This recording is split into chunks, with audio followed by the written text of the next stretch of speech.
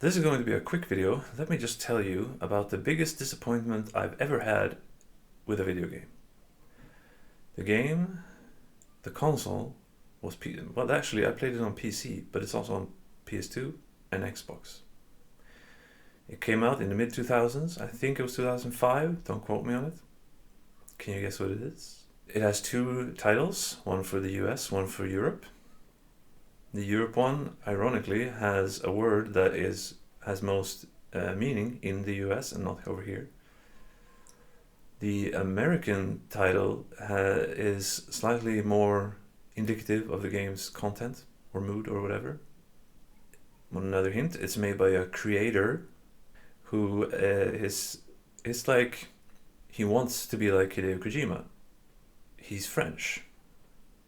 He's worked with David Bowie before.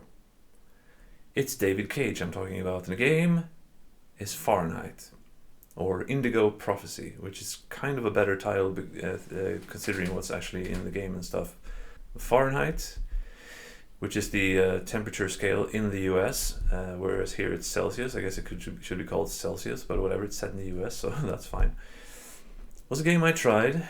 It looked interesting, and it really was. It was... Well, oh God, why I say it's so disappointing is because it started so good. It was so good. I was so impressed in the beginning. So the game starts. This guy goes to the bathroom at a diner.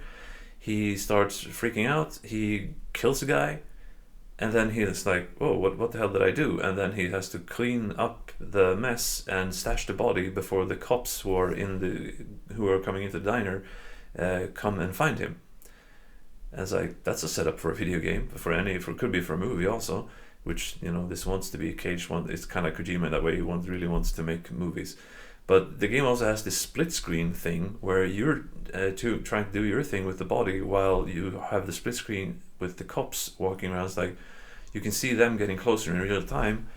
Then this main character who's killed the guy, he comes home to his apartment. He has dreams and he feels a lot of guilt. You have his kind of sort of sanity meter with like depression at the bottom. He gets super duper depressed, and then when the bar is full, he's just kind of normal. He's not happy per se. So the game goes on. The tempo's not that bad. You also play as the cops trying to investigate this. I love everything so far.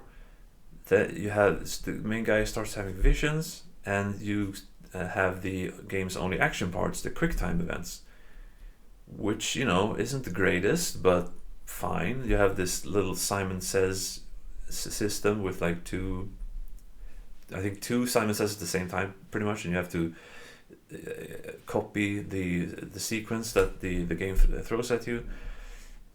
But I remember before the game goes to shit, which that's the thing with this game, at about the midpoint somewhere, the game goes to total shit. It shits itself inside out. It was so fucking good, and if it's a graph, it really just goes underground. And by the end, it's just, make it stop. Like, I'm an atheist. I don't believe in ghosts. I don't believe in magic, anything like that. I'm very materialist worldview. Everything goes on in our brains according to me, all that kind of stuff. But when it comes to fiction, I can dig it. It can be fun. It can be fine. Yes, I can accept some magic stuff. So I knew there's some kind of magic going on. There's also this shaman guy with the hood who is shown to be manipulating the guy. Basically, it was some cutscene shown that he's the guy who's controlling, with voodoo or whatever, controlling the main guy to kill this other guy. Okay, not too bad. No, that's still okay within the realm. So in most fiction, if it explains why it's doing what it's doing, then it can do it. That's fine. That's why I dislike Crouching Tiger, Hidden Dragon, because it's supposed to be in ancient China, yet they're jumping on branches that would not support like a chipmunk's weight, let alone themselves, and they're sword fighting and running up walls and stuff that's impossible. But if you have the Matrix, where it's in a computer, then fine. You explain that, now you get to do whatever the hell you want. However, this game doesn't. Well, it does, but it only makes things worse. The explanation part. But anyway. I guess long story short, to the middle of the story, he's evaded the cops for a good long while. He's trying to figure out what's happening, dealing with his like guilt, his emotions, whatever. I've been on board, even though it's like starting to crack a little bit. But then he gets cornered by the cops. He gets a gun pointed at him. Freeze, put your hands up. It's all over. He's getting arrested. But then this happens.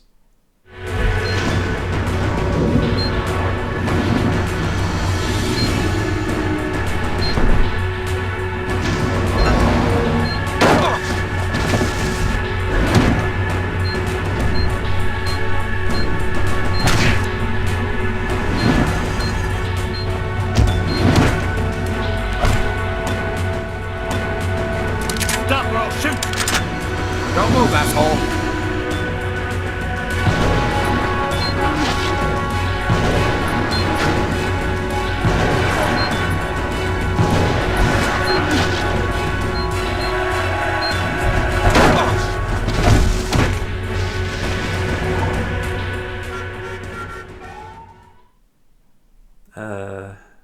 Okay. Yeah, so now it's the Matrix all of a sudden. And it doesn't stop there.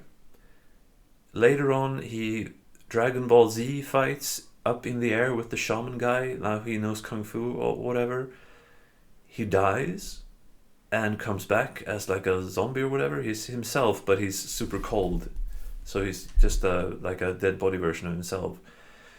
Now after this, I just trudged my way to the end of the game just because I wanted to finish it, but it was like I can only remember parts, not the full story, because who could grasp this shit anyway, right?